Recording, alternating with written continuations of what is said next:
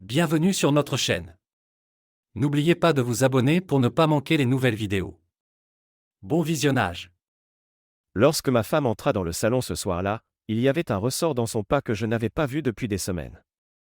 Elle avait quitté son dernier emploi 2 semaines auparavant, excédée par une atmosphère toxique et un patron incompétent qui aggravait tout. J'avais attendu en silence qu'elle trouve une solution, mais cette fois, elle entra avec un sourire et annonça : « J'ai trouvé un nouvel emploi. » Cela me prit par surprise. Elle n'avait pas activement cherché, du moins pas à ma connaissance. Je posai mon livre et demandai : « Comment as-tu réussi ça ? Tu n'as même pas consulté de site d'emploi. » Elle expliqua qu'un vieil ami à elle l'avait contactée après avoir vu une de ses stories sur Instagram. Apparemment, l'entreprise où il travaillait avait un poste vacant car quelqu'un partait en congé de maternité.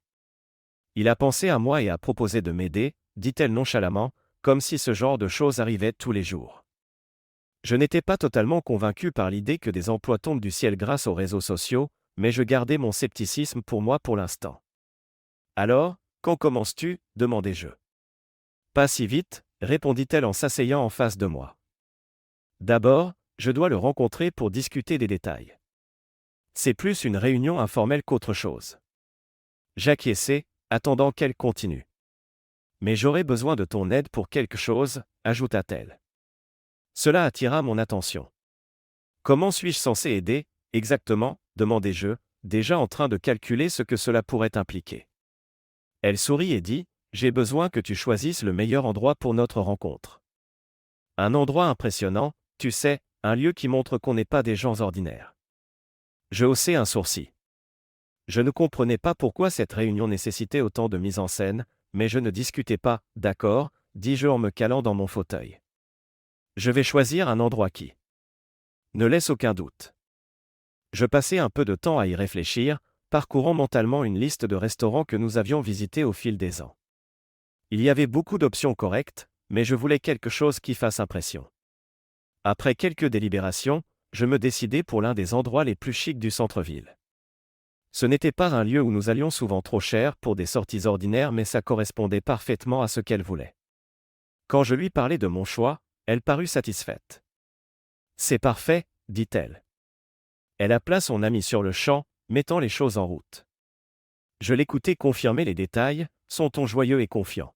« Il est d'accord avec le restaurant ?» dit-elle après avoir raccroché. « On se retrouve demain à 18h. » J'acquiesçai en signe de reconnaissance. Tout semblait assez simple pour l'instant, mais je pris note mentalement de surveiller comment cela se déroulerait. La prochaine étape consistait à s'assurer que tout était prêt pour la rencontre. Elle commença à parler de ce qu'elle pourrait porter tandis que je me concentrais sur la confirmation de la réservation au restaurant. Après tout, il ne s'agissait pas seulement de son emploi, il s'agissait aussi de faire bonne impression sur son ami, sur les employeurs potentiels et sur tous les autres impliqués. Pour moi, il n'y avait pas de place pour les demi-mesures. Lorsque nous eûmes terminé nos préparatifs respectifs, le plan était solide, le restaurant était réservé, sa tenue était choisie, et les détails étaient finalisés. Maintenant, il ne restait plus qu'à se présenter et voir comment tout se déroulerait. Quand elle alla se coucher ce soir-là, je restai un moment dans le salon, réfléchissant à la réunion. Au moins, je m'étais assuré que nous mettions notre meilleur pied en avant. Ce qui arriverait ensuite dépendrait de la tournure de la discussion le lendemain. Nous arrivâmes au restaurant pile à l'heure, et ma femme s'était surpassée avec sa tenue. On aurait dit qu'elle allait défiler sur un podium de mode, sa robe était élégante, son maquillage impeccable, et sa confiance rayonnait pratiquement d'elle. En entrant, je ressentis le bourdonnement habituel d'une soirée animée dans un endroit haut de gamme comme celui-ci. Les gens étaient absorbés par leur repas et leur conversation, les serveurs se déplaçaient rapidement mais avec grâce, et le murmure sourd des voix remplissait l'air. Ma femme balaya la salle du regard, puis agita la main vers un groupe assis près du fond. Je suivis son regard et vis 3 hommes en costume et une femme assises ensemble. Ils se démarquaient, non pas parce qu'ils étaient bruyants ou ostentatoires, mais parce qu'ils avaient cette allure professionnelle soignée qui attirait un second regard. Ma femme et moi nous dirigeâmes vers eux, et je prêtai une attention particulière à chaque personne en m'approchant. L'un des hommes, que je supposais être son ami, n'était pas du genre à attirer l'attention, calme et réservé, plus un auditeur qu'un bavard. Ensuite, il y avait un autre homme qui semblait être un assistant ou un second, et enfin, le dominant. Il n'avait pas besoin de dire un mot pour qu'il soit évident qu'il était le chef. Sa posture, la manière dont il scrutait la salle, et la façon dont les autres semblaient se référer à lui le rendaient clair. La femme à côté de lui, qui lui tenait la main, était probablement sa femme. Les présentations furent brèves et formelles. L'ami de ma femme nous salua poliment, bien que sans grand enthousiasme, tandis que le dominant, le patron, offrit une poignée de main ferme et un sourire confiant. Sa femme hocha la tête en signe de reconnaissance, et l'autre homme dit simplement bonjour avec un petit sourire. Nous nous assîmes tous, et je laissai les premières politesses se dérouler. Je posai quelques questions décontractées sur leur entreprise, le secteur, et des centres d'intérêt généraux. C'était une manière facile de briser la glace et de maintenir une atmosphère confortable. Ils parlèrent de l'orientation de l'entreprise sur le branding lié au style de vie, et je remarquai que l'assistant faisait la plupart des explications. Au fil de la conversation, je pouvais voir que le patron avait un œil sur ma femme. Ce n'était pas flagrant, mais la manière dont il la regardait et les compliments occasionnels qu'il glissait ne passaient pas inaperçus. « C'est une robe élégante, dit-il à un moment, son ton léger mais délibéré. Sa femme ne semblait pas s'en soucier, elle était occupée à regarder son téléphone ou à discuter avec l'assistant. Je décidai de garder mes observations pour moi pour l'instant, bien que je pris note mentalement des interactions. Lorsqu'il y eut une légère accalmie dans la conversation, je donnai un petit coup de coude à ma femme sous la table mon signal pour qu'elle commence à parler affaires. Elle saisit l'allusion et commença à poser des questions sur les responsabilités du poste, les horaires et les attentes. L'assistant répondit à la plupart des questions, expliquant le rôle en détail et répondant à toutes ses interrogations. Il semblait professionnel et compétent, ce qui était rassurant. Pendant ce temps, le patron intervenait occasionnellement, généralement pour ajouter un compliment ou souligner combien l'entreprise valorisait Jement avec ses compétences. Nous sommes toujours à la recherche de quelqu'un qui peut bien nous représenter, dit-il à un moment, ses yeux s'attardant sur elle un peu trop longtemps. Quelqu'un comme votre femme pourrait facilement être le visage de l'entreprise, rit-il en le disant, mais le commentaire n'était pas entièrement en plaisanterie. Sa femme ne réagit pas, semblant toujours indifférente à la conversation. Ma femme le remercia poliment et maintint l'attention sur des questions liées au travail, clairement déterminée à garder les choses dans une direction professionnelle. Alors que la discussion se terminait, l'assistant sortit une carte de visite et la tendit à ma femme. « Si vous avez des questions avant lundi, n'hésitez pas à m'appeler, dit-il. Puis, presque comme pour surpasser son subordonné, le patron prit un morceau de papier, griffonna son numéro personnel et le fit glisser sur la table. « Appelez-moi directement si vous avez besoin de quoi que ce soit, dit-il en affichant un autre sourire. À partir de lundi, vous êtes officiellement dans l'équipe. » Lorsque nous rentrâmes à la maison, j'enlevai ma veste et m'appuyai contre le comptoir pendant que ma femme allait vérifier ses messages. J'attendis le bon moment avant d'aborder ce qui me trottait dans la tête depuis la réunion. « Ne trouves-tu pas son comportement un peu étrange ?» demandai-je. Elle me regarda, perplexe. « Qu'est-ce que tu veux dire ?» Je haussai les épaules et gardai un ton neutre. Il semblait contourner son assistant souvent, te faisait des compliments qui semblaient inutiles. Si sa femme n'avait pas été là, j'aurais peut-être dit exactement ce que je pensais de lui, mais comme c'était ton entretien informel, je me suis retenu. Tu as de la chance que ça ne soit pas devenu gênant. Elle soupira, balayant cela comme si ce n'était rien. Je pense que c'était juste une tactique psychologique, dit-elle. Il voulait probablement s'assurer que je me sente bienvenu et engagé dans le rôle. Peut-être qu'ils sont désespérés de pourvoir le poste si l'employé précédente est parti en congé de maternité de manière inattendue. Son explication était assez plausible, bien que je n'aimais toujours pas la manière dont il s'était comporté. Je laissai tomber pour le moment, mais pris note mentalement de continuer à observer au fur et à mesure que les choses évolueraient. C'est bon, continua-t-elle, passant outre le sujet. L'important, c'est que j'ai obtenu le poste. Tu n'as pas besoin de t'inquiéter. Elle me fit un sourire rassurant, mais cela n'effaça pas le malaise que je ressentais. Pourtant, j'acquiesçai et la laissai passer à autre chose, estimant qu'il n'y avait pas de raison d'en débattre maintenant. Un peu plus tard, alors qu'elle rangeait, je décidai d'appeler son vieil ami qui l'avait aidé à obtenir le poste. Cela semblait juste de le remercier d'être intervenu et de l'avoir mis en contact avec cette opportunité. L'appel fut bref mais amical. Je lui fis savoir que nous apprécions son effort, et il rit, disant que ce n'était rien du tout. Elle convient parfaitement au poste, dit-il. Ils ont de la chance de l'avoir. Alors que la conversation devenait plus détendue, je mentionnais le patron et son implication dans le processus d'embauche.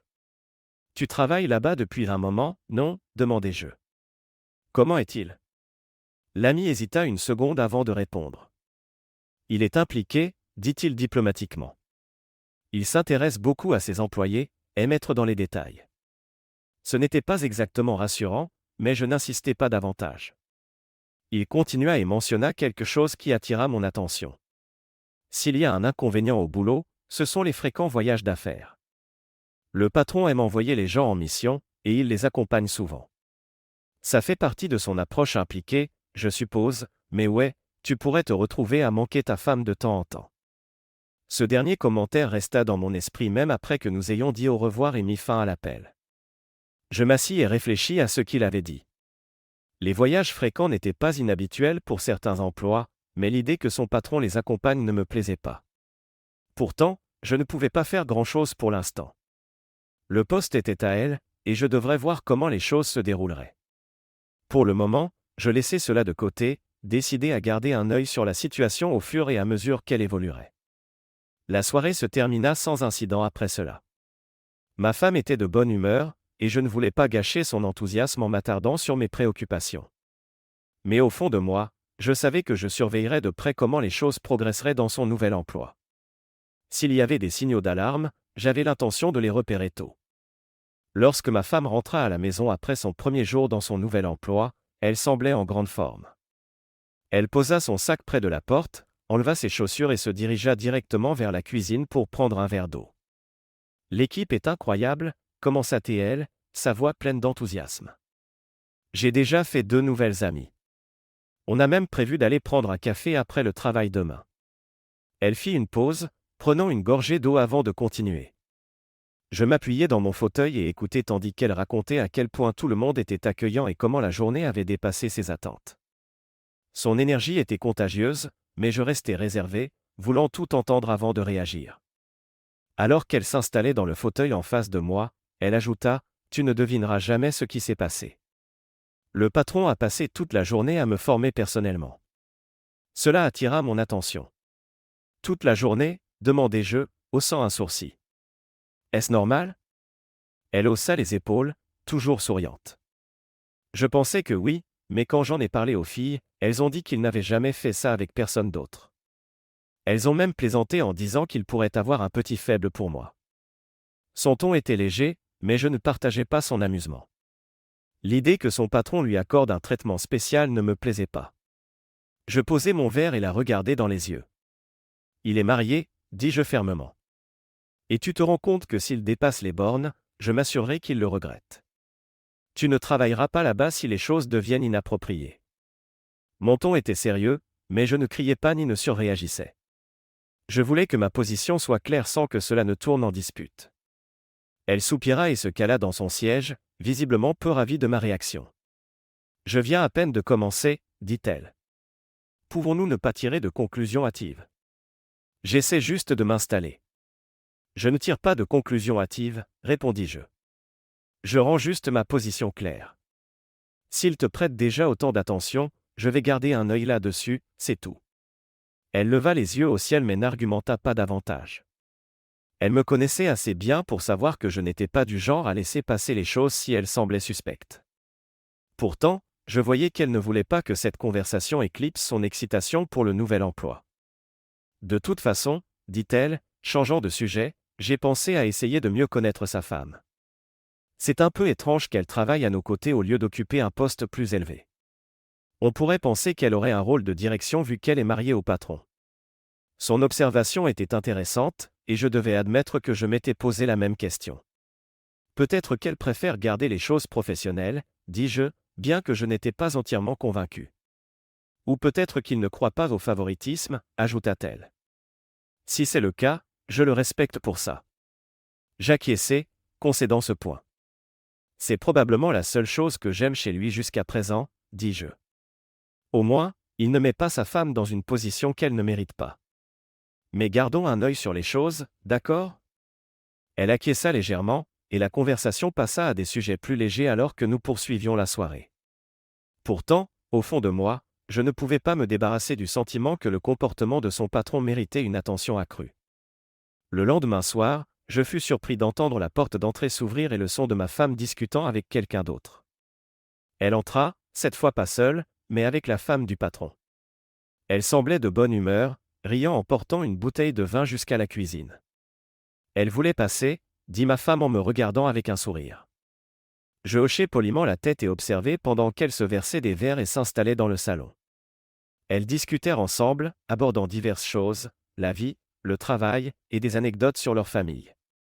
Je restai principalement silencieux, assis à proximité et écoutant tout en feignant de me concentrer sur mon téléphone. La femme du patron était assez agréable, partageant de petites anecdotes sur leur vie et quelques histoires sur l'entreprise. Elle ne semblait pas sur ses gardes ni excessivement formelle, ce qui était un peu inattendu. Ma femme semblait apprécier la conversation, ajoutant occasionnellement ses propres histoires sur ses premiers jours au travail. L'atmosphère était légère, mais je restais vigilant, surtout quand la discussion se tourna vers leur mari. Elles étaient là depuis environ 1 heure quand j'entendis une voiture s'arrêter dehors. Quelques instants plus tard, la sonnette retentit, et ma femme se leva pour répondre. C'était le patron lui-même, venu chercher sa femme. Il entra brièvement, me serrant fermement la main et offrant un sourire poli. Son attitude était calme et posée, comme d'habitude, mais je n'allais pas laisser passer l'occasion sans apprendre quelque chose de nouveau. En se tournant vers ma femme, il mentionna quelque chose qui attira immédiatement mon attention. « Nous aurons peut-être besoin qu'elle parte en voyage bientôt », dit-il en parlant de ma femme. « Il y a une conférence importante qui approche, et je l'accompagnerai probablement pour m'assurer que tout se passe bien. » Je ne laissai pas cette déclaration planer longtemps dans l'air. « Voyagez-vous souvent avec les employés ?» demandai-je, gardant un ton neutre mais direct. Sa réponse fut rapide et mesurée. « Pas toujours, dit-il, mais pour ce genre de voyage, c'est généralement nécessaire, surtout avec les femmes de l'équipe. » Je haussai un sourcil, l'incitant à élaborer. « Vous voyez, lors de ces conférences, il y a souvent beaucoup de pression, expliqua-t-il. Il n'est pas rare que des concurrents essaient d'intimider ou de miner notre personnel, en particulier les femmes. Avoir une présence forte là-bas peut faire toute la différence. Je suis là pour fournir ce soutien, pour m'assurer que les choses ne dérapent pas. La manière dont il le présenta semblait assez professionnelle, mais je n'étais pas entièrement convaincu. Il continua, baissant légèrement la voix comme s'il partageait un secret. Dans notre secteur, les apparences comptent beaucoup. Les gens remarquent qui est là, qui représente l'entreprise, et comment il se comporte. Malheureusement, certaines de ces entreprises voient les employés comme des cibles plus faciles. C'est pourquoi je tiens à les accompagner lors de ces voyages, surtout pour les grandes réunions. On pourrait dire que c'est pour s'assurer qu'elles soient prises au sérieux. J'acquiesçai, analysant ces mots. En surface, son raisonnement semblait logique, mais quelque chose dans son explication me semblait toujours étrange. Que ce soit son ton ou la façon dont il choisissait ses mots, je ne pouvais pas tout à fait mettre le doigt dessus. Ma femme, quant à elle, semblait indifférente, hochant la tête comme si tout cela était parfaitement normal. Je restai silencieux, ne voulant pas faire dégénérer les choses à ce moment-là, mais rangeant l'information pour plus tard. Alors que la conversation se terminait, il offrit une autre poignée de main ferme et nous remercia d'avoir accueilli sa femme. « Je vous donnerai plus de détails sur le voyage une fois que tout sera finalisé, » dit-il en s'adressant à ma femme. Je hochai simplement la tête et dis, intéressant, laissant le mot flotter dans l'air. Sur ce, ils partirent, et la maison redevint silencieuse. Je m'assis, repensant à la soirée et à tout ce qui avait été dit. Il y avait définitivement plus dans cette situation qu'il n'y paraissait. Le matin du voyage, ma femme s'affairait dans la maison, faisant ses derniers préparatifs. Sa valise était soigneusement rangée, et elle vérifia toute une dernière fois avant de la fermer. Le patron et sa femme seront bientôt là pour me récupérer, dit-elle, s'arrêtant un instant pour me regarder. Je m'appuyai contre le comptoir de la cuisine, les bras croisés. « Rappelle-toi juste ce que j'ai dit, » lui dis-je fermement. « Tiens-moi au courant toutes les 2 heures au moins. Tu sais ce que je pense de ça. » Elle leva les yeux au ciel avec un petit sourire. « Tu es trop prudent. Ce n'est que 3 jours, et ça nous donnera une petite pause l'un de l'autre. Rien à craindre. » Je ne m'inquiète pas pour nous, rétorquai-je. C'est lui. La manière dont il a expliqué pourquoi il venait avec toi ne me semble pas juste. Garde ton téléphone à portée de main et n'oublie pas de me contacter. Elle soupira mais hocha la tête, sachant qu'il valait mieux ne pas discuter davantage. Quelques instants plus tard, nous entendîmes un klaxon dehors. Elle prit sa valise, m'embrassa sur la joue et dit « À dans 3 jours » avant de sortir. Je regardai par la fenêtre alors qu'elle montait dans la voiture. Le patron était au volant, et sa femme était assise à côté de lui. Ma femme me fit un signe de la main alors qu'il s'éloignait, et je restai là un moment avant de me retourner vers la maison vide. C'était la première fois depuis longtemps que nous serions séparés, et bien que je lui fasse confiance, les circonstances me semblaient toujours étranges. Secouant la tête, je décidai de ne pas trop m'attarder dessus. J'avais du travail à faire, et je n'allais pas gâcher ma journée à trop y penser. Les premières heures se passèrent sans incident. Elle m'envoya quelques messages pour me dire qu'ils étaient arrivés à l'hôtel et que tout allait bien. Mais alors que la journée tournait vers le soir, les mises à jour devinrent moins fréquentes. Je lui envoyai un message pour demander comment les choses se passaient, mais je n'eus pas de réponse immédiate. Quand j'appelai, cela passa sur la messagerie vocale. Enfin, des heures plus tard, elle répondit par texto, disant qu'elle avait été en réunion cruciale et ne pouvait pas s'absenter. « C'est vraiment important », écrivit-elle. « Je t'appellerai plus tard. » Ce n'était pas la réponse que j'espérais, mais je laissai couler. Je me rappelais que ces voyages pouvaient être intenses, surtout pour quelqu'un de nouveau dans le poste. Pourtant, quand elle mentionna que la réunion s'était prolongée tard dans la soirée, je ne pus m'empêcher de me demander quel genre d'affaires se déroulait à 21h. Je chassai cette pensée et décidai d'attendre son retour pour poser plus de questions. Cela ne valait pas la peine de commencer une dispute par téléphone. Quand elle rentra enfin à la maison, il était clair que le voyage s'était bien passé. Elle entra avec une énergie débordante, presque rayonnante, en racontant tout ce qui s'était passé. « On a fait des progrès incroyables », dit-elle en posant sa valise de côté. Le patron m'a même raccompagné. Il est vraiment exceptionnel. Je haussai un sourcil mais la laissai continuer. Selon elle, ils avaient rencontré des personnes influentes, et elle avait joué un rôle important en présentant une idée de start-up. C'était stressant, admit-elle, mais il est intervenu quand les choses ont chauffé et a complètement mis fin à l'attitude d'un des gars les plus agressifs dans la pièce. Elle semblait sincèrement impressionnée par la manière dont il avait géré la situation. Il a une présence tellement forte, dit-elle. Quand les choses ont commencé à déraper, il est resté calme et s'est assuré que j'ai le soutien dont j'avais besoin. Je n'aurais pas pu le faire sans lui. Ces éloges me mirent mal à l'aise, bien que je ne le montrais pas. J'acquiesçai, posant quelques questions sur le projet pour maintenir la conversation. Au fur et à mesure que la soirée avançait, nous passâmes à des sujets plus décontractés. Elle parla de certaines personnes qu'elle avait rencontrées et partagea quelques moments amusants du voyage. Je gardai mes réponses mesurées, ne voulant pas gâcher sa bonne humeur avec mes doutes persistants. Quand nous allâmes nous coucher, elle semblait complètement détendue, et je décidai de laisser les questions plus profondes pour un autre moment. Pour l'instant, j'étais juste content de la voir de retour à la maison. Le matin commença comme n'importe quel autre. Nous nous réveillâmes à peu près en même temps, bien que ma femme se dirigeât vers la douche en premier tandis que je restais au lit à faire défiler mon téléphone. En me levant pour prendre une tasse de café, son téléphone vibra sur la table de nuit. Au fil des ans, nous n'avions jamais été secrets à ce sujet, et je connaissais son code.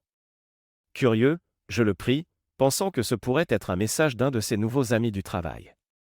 Ce que je vis à la place me prit par surprise. Le message venait d'un chat de groupe, et la conversation semblait animée. Les noms dans le chat incluaient son patron, quelques collègues et même l'ami qui l'avait aidé à obtenir le poste. Il parlait du récent voyage, mais quelque chose dans le ton des messages me semblait étrange. En remontant, un commentaire attira mon attention, quelqu'un avait mentionné un « gros trou » d'une manière qui n'avait pas de sens. Ma première réaction fut la confusion, mais en lisant davantage, la conversation devint plus claire et plus inappropriée. L'un d'eux évoqua une robe rouge avec un décolleté plongeant, disant à quel point elle était incroyable. Un autre ajouta un commentaire grossier sur combien il aimerait passer sa vie entière avec cette vue. Ma prise sur le téléphone se resserra. Même l'ami qui l'avait aidé à décrocher le poste avait ajouté un emoji riant et un commentaire tout aussi déplacé. Je ne pouvais pas dire de qui il parlait, mais je n'aimais pas ça. Juste au moment où j'allais creuser plus loin, j'entendis l'eau s'arrêter dans la salle de bain. Rapidement, je reposai le téléphone sur la table de nuit et m'appuyai contre la commode, feignant de regarder mes emails sur mon propre téléphone. Ma femme sortit en peignoir, se séchant les cheveux. Qui t'a envoyé un message si tôt ? Demandai-je nonchalamment, testant sa réaction. Elle jeta un coup d'œil à son téléphone et haussa les épaules. Je ne sais pas, probablement des trucs du boulot. Pourquoi ? Il y avait une conversation bizarre dans le chat de groupe, dis-je, gardant un ton neutre. Quelque chose à propos d'une robe rouge et d'autre chose. Ses sourcils se froncèrent alors qu'elle prenait son téléphone et parcourait les messages. Oh, ça, dit-elle en scrollant. C'est probablement à propos d'une des autres filles. Il y avait une autre femme sur le voyage, et elle a eu une aventure là-bas. Peut-être qu'il plaisante sur elle. Je n'étais pas entièrement convaincu. Et où étais-tu quand tout ça s'est passé ? Insistai-je. Je t'envoyais des messages depuis l'hôtel, dit-elle factuellement. Tu le sais. Je ne faisais pas partie de ceux dont il parle. Son explication était plausible, mais elle ne me rassura pas complètement. Je laissai tomber pour l'instant, bien que je prévoyais de garder un œil sur les choses plus tard. Alors qu'elle défaisait sa valise, quelque chose d'autre attira mon attention, une robe rouge éclatante avec un décolleté profond. Elle ressemblait exactement à ce que le chat de groupe avait décrit. Je ne dis rien immédiatement, ne voulant pas tirer de conclusion hâtive. Si je la confrontais maintenant, elle nierait probablement tout, et je passerais pour un idiot si cela s'avérait être rien. Mais la vue de cette robe resta dans mon esprit. Au lieu de cela, je décidai de prendre une autre approche. Je me souvins de son ami, celui qui l'avait aidé à obtenir le poste. Nous avions parlé de prendre un verre ensemble un jour, et maintenant semblait être le moment parfait. Si quelqu'un pouvait éclaircir ce qui s'était passé, ce serait lui. Je pris note mentalement de l'appeler le lendemain et d'organiser une rencontre. Pour l'instant, je gardais mes soupçons pour moi et jouais intelligemment. Nous nous retrouvâmes dans un bar du centre-ville, le genre d'endroit avec un éclairage tamisé et trop de néons de bière. Le gars semblait un peu nerveux au début, jetant des regards autour de lui comme s'il n'était pas sûr de vouloir être là. Je commandai un verre pour nous deux et commençai par une conversation légère, maintenant une atmosphère détendue. Nous parlâmes du travail, de la météo, et de tout ce qui n'avait pas d'importance. Le but était de le mettre à l'aise, et je lançai quelques blagues pour aider à briser la glace. Quand je proposai de payer l'addition, il se détendit un peu plus, ce qui était exactement ce que je voulais. Il ne fallut pas longtemps pour que les verres fassent leur effet. Le gars n'était pas un grand buveur, et ça se voyait. Après quelques tournées, il se penchait en avant, riant plus fort que nécessaire et s'ouvrant plus qu'il ne le réalisait probablement. À un moment, il me regarda et demanda « Tu fais quoi dans la vie ?» Je gardai un ton décontracté et répondis « J'étais ingénieur réseau chez Cisco. » Ses yeux s'illuminèrent alors qu'il se penchait plus près. « Mec, tu dois m'aider. Mon ordinateur portable déconne, et il y a des fichiers vraiment importants dessus. Si je les perds, je suis foutu. » C'était l'ouverture dont j'avais besoin. « Quel est le problème ?» demandai-je, jouant le jeu. Il expliqua que certains fichiers avaient disparu d'un programme qu'il utilisait pour le travail.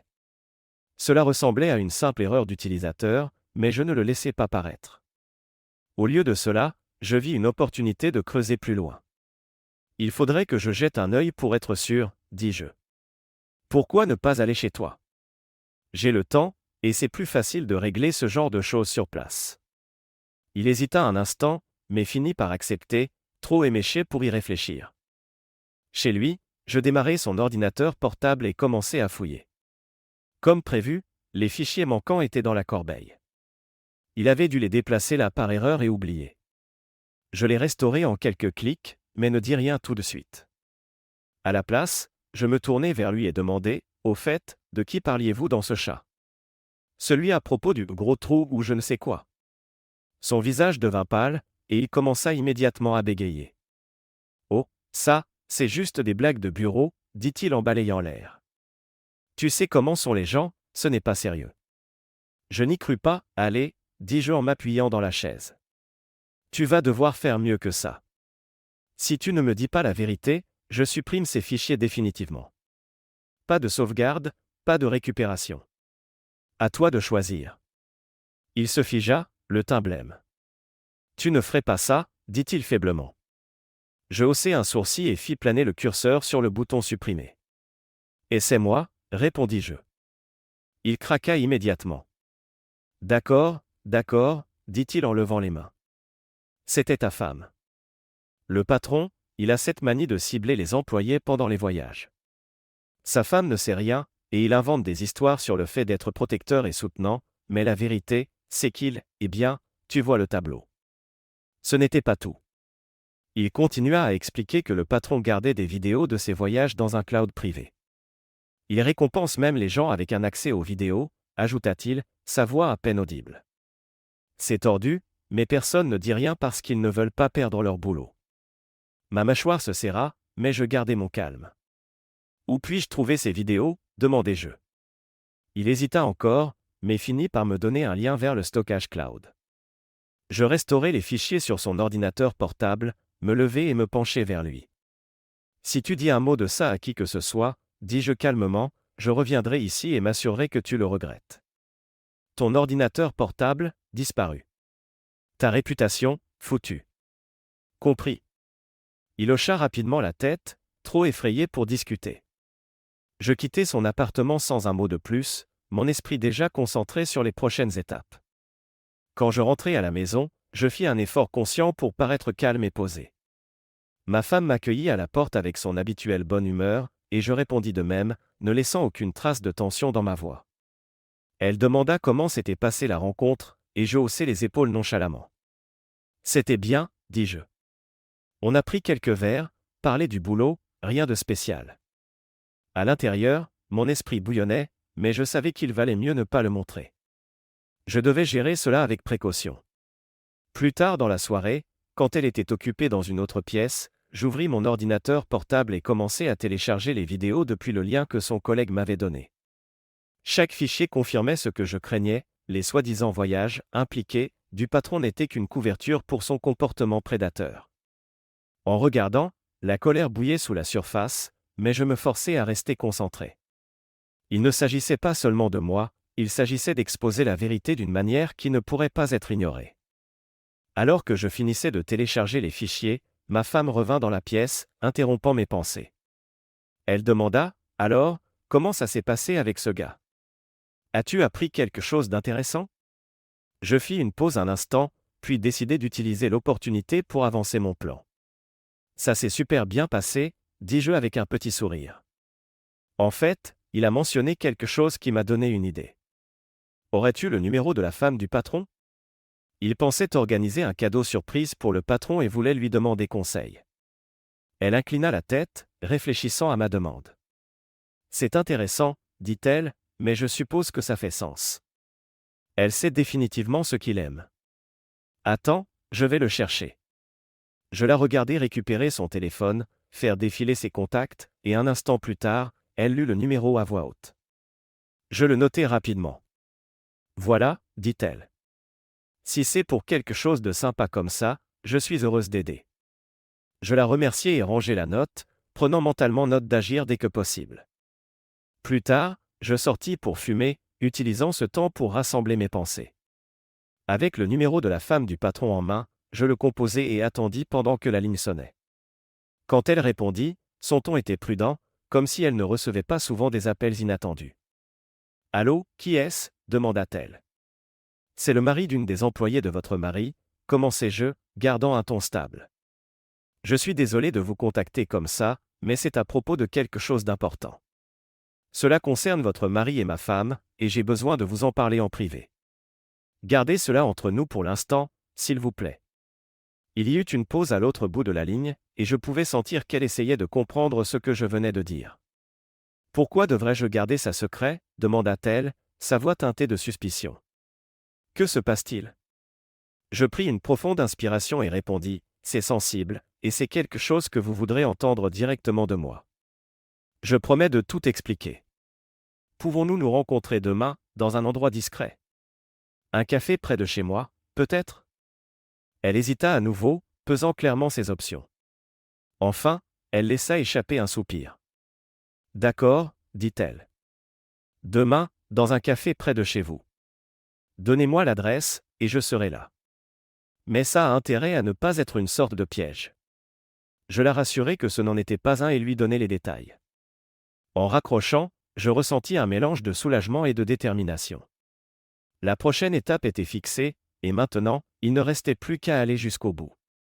Quand j'arrivai au café, la femme du patron était déjà là, assise à une table dans un coin avec un café devant elle. Elle semblait calme, mais il y avait une pointe de tension dans sa posture. En m'approchant, elle leva les yeux et me fit un signe de tête poli. « D'accord, » dit-elle en désignant le siège en face d'elle. « Je suis là. » De quoi s'agit-il ? Je pris une profonde inspiration et m'assis, gardant un ton stable. « C'est à propos de votre mari. Il a été infidèle, » dis-je sans détour, observant sa réaction. Elle ne tressaillit pas, mais ses yeux se plissèrent légèrement. « J'ai eu des soupçons, » admit-elle. « Il voyage tout le temps, toujours entouré de femmes plus jeunes. Mais les soupçons ne sont pas des preuves. Avez-vous des preuves ? » J'acquiesçai, prêt pour cela. Ça a commencé après un récent voyage d'affaires, commençai-je. Il y avait des messages dans un chat de groupe, des messages grossiers, inappropriés. Il mentionnait une robe rouge avec un décolleté plongeant et d'autres choses. Son expression se durcit alors qu'elle écoutait. « Une robe rouge » répéta-t-elle. « Votre femme en portait une, n'est-ce pas ? » Je confirmai. « Oui. Et d'après ce que j'ai appris, vous n'avez pas assisté à ce voyage parce que votre mari vous a dit de rester en arrière. Est-ce exact ? » Elle hocha lentement la tête, ses soupçons visiblement grandissant. « J'ai vu des photos de ce voyage, » dit-elle. « J'ai vu votre femme dans cette robe, mais je n'y ai pas beaucoup pensé à ce moment-là. » Je me penchai légèrement, baissant la voix. « Ça ne s'arrête pas là. Un des gars au bureau a confirmé que votre mari a couché avec ma femme pendant ce voyage. Et ce n'est pas juste elle. Il utilise ces voyages comme des opportunités pour s'en prendre aux employés. Il y a plus, quelque chose que vous devez voir. » Elle haussa un sourcil mais ne m'interrompit pas alors que je sortais mon téléphone. J'ouvris le dossier avec les vidéos que j'avais téléchargées et posai le téléphone sur la table, tournant l'écran vers elle. En regardant, son visage devint pâle. Chaque clip était accablant, montrant les actions de son mari en détail éclatant. Elle couvrit sa bouche avec sa main, perdant sa contenance pour la première fois. « Ce salaud » murmura-t-elle sous son souffle. « Il m'a menti tout ce temps. » Elle se cala dans son siège, prenant un moment pour se ressaisir avant de parler à nouveau. « C'est incroyable, » dit-elle, « mais ça explique tellement de choses. Il va payer pour ça. Je m'en assurerai. » J'acquiesçai. « Je pensais que vous méritiez de savoir, » dis-je. « Vous êtes la seule qui peut le tenir responsable au niveau de l'entreprise. Si vous avez besoin d'aide, je suis prêt à la fournir. » Sans hésitation, elle sortit son téléphone et composa un numéro. « J'appelle le siège de l'entreprise, » dit-elle fermement. « Ils doivent savoir exactement quel genre de personne il est. Nous allons gérer ça ensemble. » Je m'assis pendant qu'elle eut une conversation brève mais intense avec quelqu'un à l'autre bout, détaillant la situation et organisant un rapport officiel. Une fois l'appel terminé, nous travaillâmes ensemble pour rédiger un email, joignant les vidéos comme preuve. Quand ce fut fait, elle se cala dans son siège et laissa échapper un long soupir. « Merci de m'avoir apporté ça, » dit-elle, sa voix stable mais teintée de colère. « Ce n'est pas facile à entendre, mais il vaut mieux connaître la vérité. Il va avoir ce qu'il mérite. » J'acquiesçai, me levant en même temps qu'elle. Nous nous serrâmes la main, une compréhension mutuelle passant entre nous. « Bonne chance, » dis-je alors que nous nous séparions. Elle me fit un léger sourire, sa détermination claire. « Et merci. Vous avez fait ce qu'il fallait. » Sur ce, nous prîmes des chemins séparés, sachant tous deux que ce n'était pas fini. Le matin commença par des cris, me tirant brutalement du sommeil. La voix de ma femme résonnait dans la maison, pleine d'incrédulité et de colère. Je sortis du lit en trébuchant pour la trouver en train de faire les 100 pas dans le salon, son téléphone à la main. « Que se passe-t-il » demandai-je en me frottant les yeux pour chasser le sommeil. Elle se tourna vers moi, le visage rouge de frustration. « Le patron a été viré, » dit-elle, « et pas seulement lui. Plusieurs femmes du bureau ont été licenciées aussi. C'est insensé. Ils ne peuvent pas faire ça. » « Viré » répétai-je, essayant de digérer l'information. « Pourquoi ? Que s'est-il passé ?» Elle secoua la tête, continuant à marcher. « Je ne connais pas encore toute l'histoire, mais il est évident que quelqu'un l'a piégé. Ce n'est pas juste. Il ne méritait pas ça, et les autres non plus. C'est simplement mal. » Je l'observai attentivement, notant l'intensité de sa réaction. Quelque chose me semblait étrange. Penses-tu que ça ait un rapport avec le gros trou? Demandai-je, gardant un ton stable. Elle s'arrêta net et se tourna vers moi, son expression passant de la confusion à la suspicion. Qu'est-ce que tu viens de dire? Exigea-t-elle. Je pris une profonde inspiration et croisai les bras. Tu m'as entendu. Le gros trou. C'est comme ça qu'il t'appelait dans le chat de groupe, non? Son visage devint pâle alors que le poids de mes mots s'installait. De quoi parles-tu? Demanda-t-elle, sa voix tremblante. Je ne pris pas la peine d'expliquer. À la place, je sortis mon téléphone, ouvris le dossier avec les vidéos et le lui tendis. Vois par toi-même, dis-je. Elle hésita, sa main planant au-dessus du téléphone avant de le prendre enfin. En regardant, son expression passa du choc à la colère. Tu n'avais aucun droit de fouiller là-dedans, lança-t-elle en claquant le téléphone sur la table. Ce n'était pas tes affaires. Tu n'aurais pas dû t'impliquer. Je ris amèrement de sa tentative de détourner la faute. Pas mes affaires, répétai-je. Tu m'as trompé avec ton patron, et tu as le culot de me dire que ce n'est pas mes affaires? Eh bien, devine quoi? J'en ai fait mes affaires. C'est pourquoi il a été viré. Sa femme et moi nous en sommes assurés. Sa colère se transforma en panique alors que la réalité la frappait. Tu as fait ça? Demanda-t-elle, sa voix tremblante. J'acquiesçai, mon expression froide. Ouais, je l'ai fait. Et je le referai. Il le méritait, et toi aussi. Elle se mit à crier, sa voix montant dans les aigus alors qu'elle m'accusait de ruiner sa carrière, sa vie, et tout le reste. Je ne bronchais pas. Ces mots n'avaient plus d'effet sur moi. Sans un mot, je passai devant elle jusqu'à la chambre et attrapai une valise. Que fais-tu? Exigea-t-elle en me suivant. Je ne répondis pas. À la place, je commençai à paquer ses affaires, jetant vêtements et objets dans la valise sans soin. Elle essaya de m'arrêter, agrippant mes bras, mais je la repoussai facilement. Tu ne peux pas faire ça, pleura-t-elle. C'est aussi ma maison. Plus maintenant, dis-je fermement, fermant la valise. Je la portai jusqu'à la porte d'entrée, l'ouvris, et posai la valise sur le porche. Sors, dis-je. On a fini. Tu peux rester où tu veux, mais pas ici. Elle resta là, abasourdie, alors que je me retournai et commençai à rassembler le reste de ses affaires. Quand j'eus fini, elle était toujours là, des larmes coulant sur son visage, mais je ne ressentais rien. Avec un dernier voyage, je plaçai le reste de ses affaires dehors et fermai la porte derrière elle. Pour la première fois depuis ce qui semblait des semaines, la maison était silencieuse. Je m'appuyai contre la porte et laissai échapper un profond soupir, sachant que ce chapitre était enfin terminé. Le processus de divorce commença presque immédiatement après son départ. Je ne perdis pas de temps à contacter un avocat, rassemblant tous les documents nécessaires et mettant les choses en branle. Elle, en revanche, ne le prit pas aussi gracieusement. En quelques jours, je reçus des papiers avec des accusations prétendant que j'étais contrôlant et émotionnellement abusif. C'était risible, mais je savais que c'était une tactique pour essayer de sauver sa réputation ou peut-être gagner un avantage. Je n'étais pas inquiet. La vérité était de mon côté. Les audiences au tribunal furent simples. Mon avocat présenta les preuves, les vidéos, les messages, et les circonstances entourant son infidélité. Ces accusations ne tenaient pas face aux preuves solides que j'avais.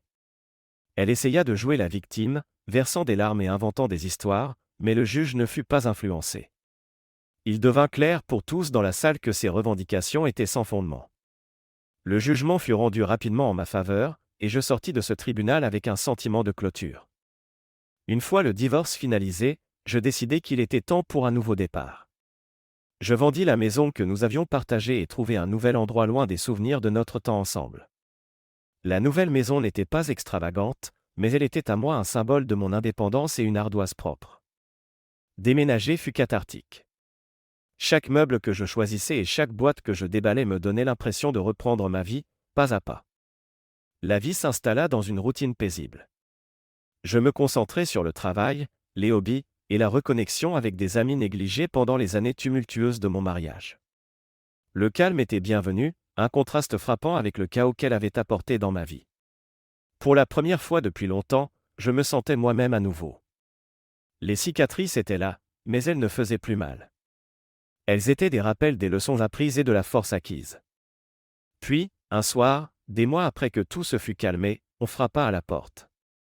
Je l'ouvris et la trouvai là, l'air usé et désespéré. Son visage portait des traces de regret, et sa voix était hésitante alors qu'elle parlait. J'ai fait une erreur, dit-elle. J'ai réfléchi à tout, et je veux arranger les choses entre nous. Je la regardai un moment, incrédule. L'audace était presque comique. Tu veux arranger les choses, demandai-je, gardant ma voix stable. Après tout ce que tu as fait? Après avoir traîné mon nom dans la boue au tribunal, m'avoir trompé et menti, tu penses que tu peux juste te pointer ici et effacer tout ça? Elle bégaya, essayant de trouver les bons mots, mais je la coupai. Il n'y a rien à réparer. Tu as tout détruit, et j'ai tourné la page. Son ton passa à la supplication. S'il te plaît, dit-elle. Je sais que j'ai merdé, mais j'ai changé. On peut recommencer. Je ferai tout ce qu'il faut. Je secouai la tête, insensible à ces théâtralités. Recommencer n'est pas une option, dis-je. Pas avec toi. Tu dois partir. Elle hésita, semblant vouloir argumenter, mais la résolution dans ma voix ne laissait aucune place à la négociation. Je rentrai dans la maison et fermai fermement la porte. Alors que le verrou cliquait, je dis assez fort pour qu'elle entende à travers la porte, va en enfer. En me retournant, je ressentis un sentiment de finalité. Le chapitre était clos, et je ne regardais pas en arrière. Merci de regarder et n'oubliez pas de vous abonner pour ne pas manquer les nouvelles histoires.